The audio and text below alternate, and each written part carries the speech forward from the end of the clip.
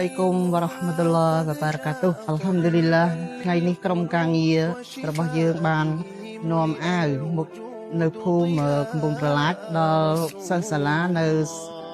សាលាអ៊ីស្លាមអល់ខុយសូមគោរពថ្លែងអំណរគុណដល់ម្ចាស់ជំនួយដែលផ្ដល់ទីអាវនេះដល់ក្មេងៗទាំងអស់ឲ្យមានស្នាមញញឹមឲ្យមានភាពសប្បាយរីករាយនៅថ្ងៃនេះអល់ហាំឌុលីឡាហើយសូមម្ចាស់ជំនួយទាំងអស់មេត្តាគ្រប់គ្រងដល់បារកាឆាតពីកម្ពុជាយើងបន្តទៀតវ៉ាស្សាឡាមអាឡៃគុំវ៉ារ៉ាហ្មាតុលឡោះវ៉ាបារកាតុហ៍